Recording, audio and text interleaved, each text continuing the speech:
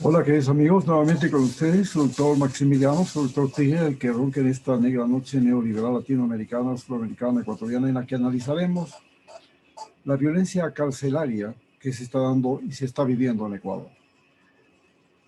Para la cual, pues aquí tenemos algunos datos. De control.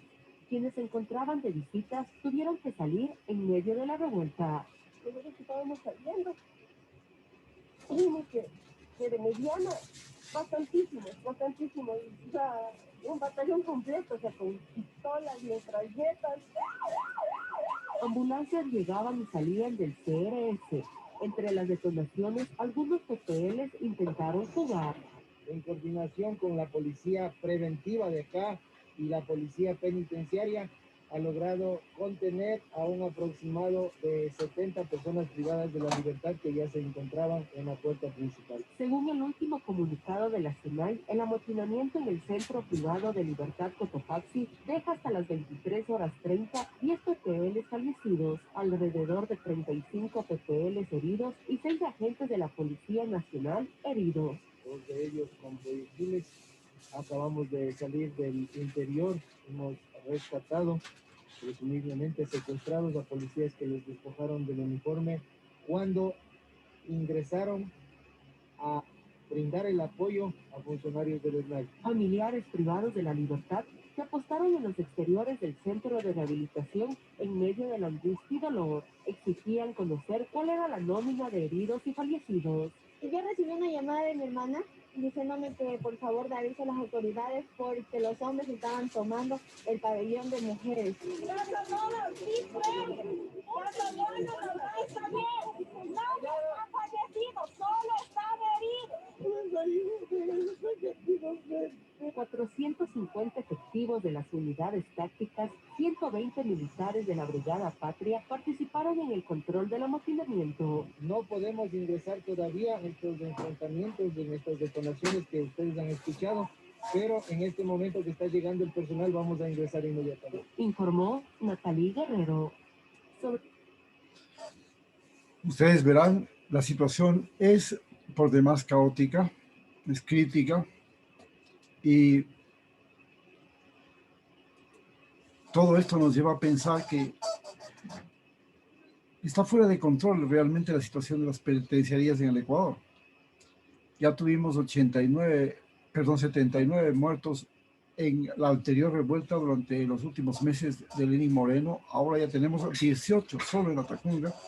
La Tacunga es la prisión donde se encuentra preso el vicepresidente del Ecuador, que debería estar en la cárcel 4, que es una cárcel para ese tipo de presos, pero porque en este caso se trata de una venganza política, se le tiene preso en esa cárcel a Jorge Glass, el ex vicepresidente de Ecuador, al cual se le juzgó de manera acelerada y de esa manera se le consiguió meter a la cárcel como símbolo y utilizarlo como esqueleto, digamos, como bandera de propaganda contra Rafael Correa.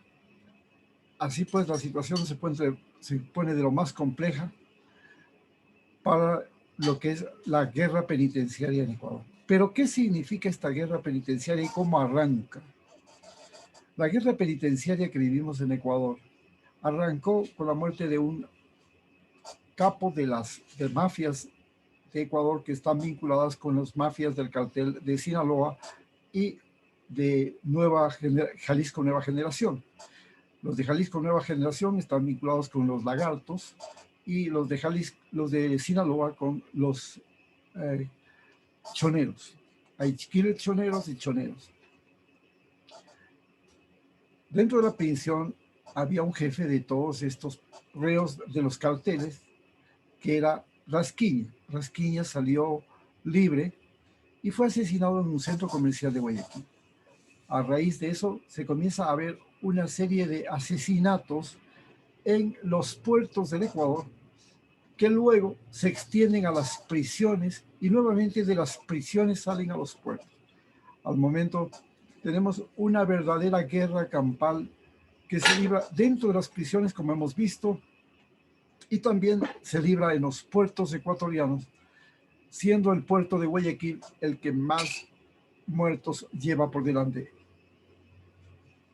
Esta delincuencia organizada, que ahora ha convertido al Ecuador en uno de los más importantes sitios del tráfico de drogas, se origina en las facilidades que tiene Ecuador para sacar la droga tanto de Colombia como de Perú.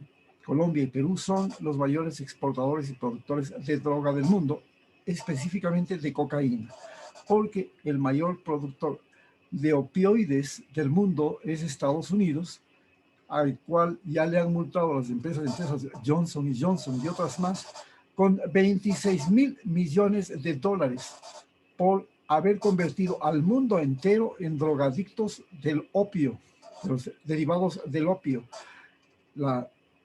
El tramal es uno de los medicamentos más comunes que utilizamos aquí y que es uno de los derivados del opio que crea adicción, y otros más, ¿no? El fentanilo ahora es uno de los medicamentos más importantes en esta pandemia.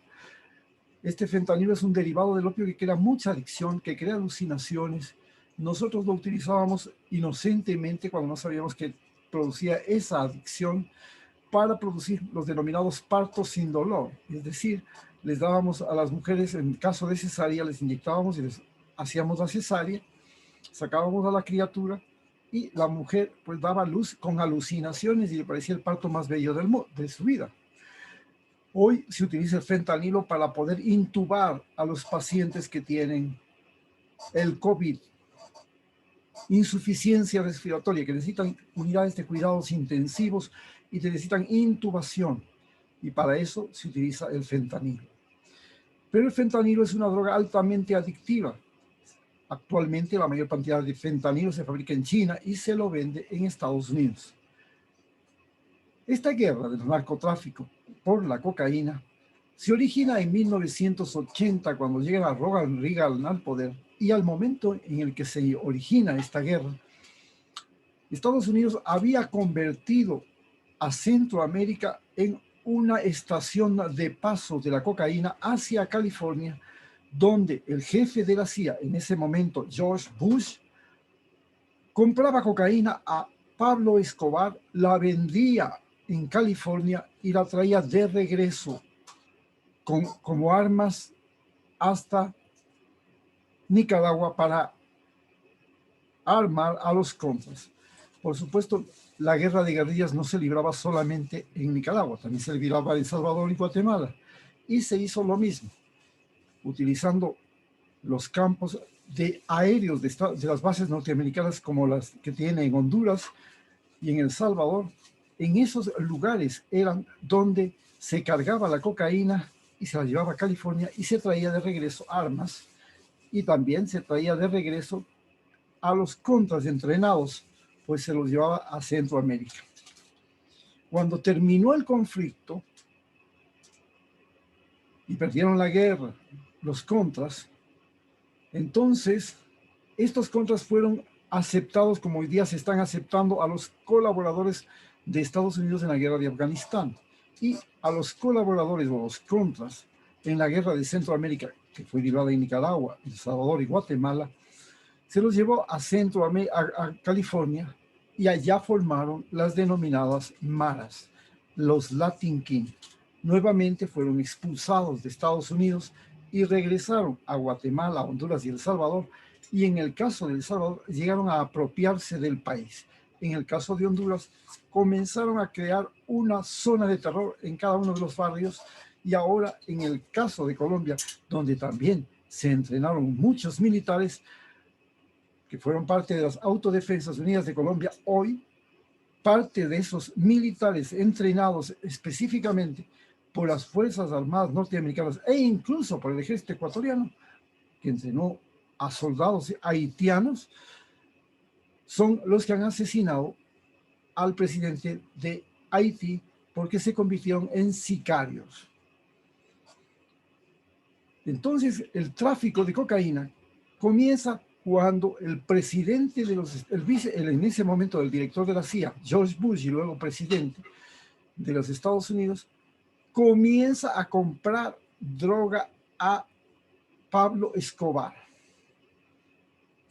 Luego eso se convierte en tráfico imposible de detener que entra por Miami. Miami se convierte en el principal lavadero de dinero de los narcotraficantes y el principal foco de entrada de la droga de Pablo Escobar con la mafia de Miami.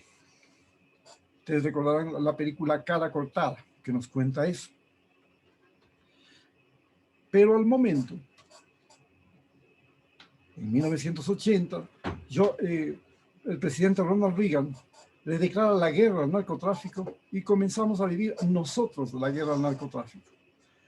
Esta guerra al narcotráfico es la que ha producido la cantidad enorme de presos que tenemos ahora en las cárceles, igual que las que tiene Estados Unidos.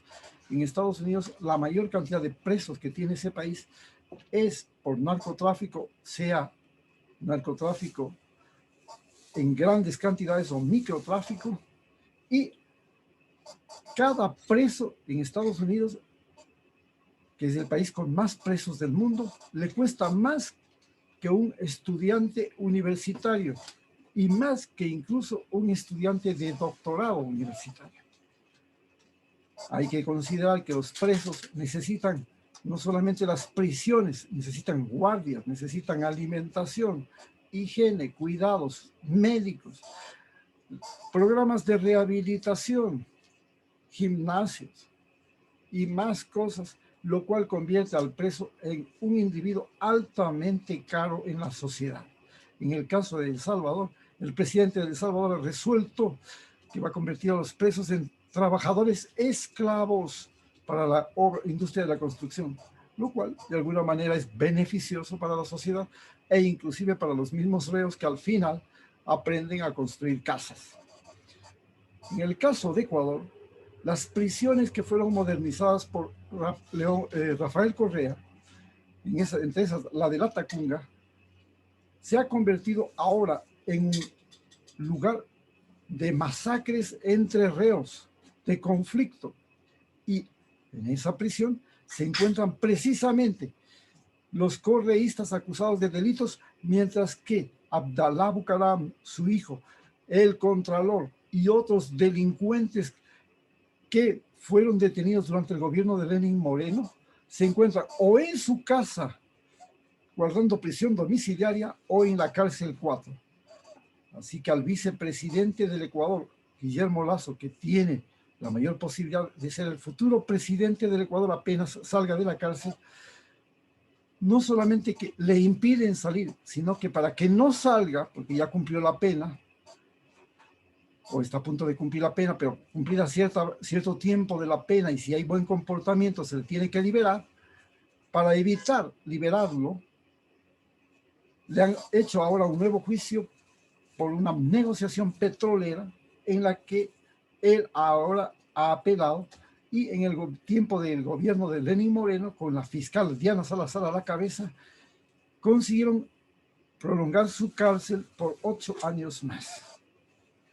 Y es más, consiguieron que además él y Rafael Correa, que también fue sindicado y también tiene una pena de 8 años, junto con otros colaboradores cercanos, no puedan participar en la vida pública del Ecuador. Es decir, se hizo leyes con dedicatoria. Es así como la justicia y la guerra al narcotráfico en la que estamos metidos, esta manipulación infame de la justicia, esta manipulación de las Fuerzas Armadas, de la policía, mediante lo que se llama la guerra al narcotráfico y la guerra a la corrupción, ha permitido al gobierno norteamericano poner tras las rejas o ahuyentar del espectro político a los correístas y a gente que ellos consideran que son sicarios, que son narcotraficantes y que les resulta aún más barato tenerlos presos en Ecuador que tenerlos presos en Estados Unidos. Pero como consecuencia de eso, estamos viviendo dentro de las cárceles una violencia carcelaria que no tiene parangón en la historia nacional. En total, Ya vamos a cumplir 100 muertos en menos de 6 meses. Muchas gracias.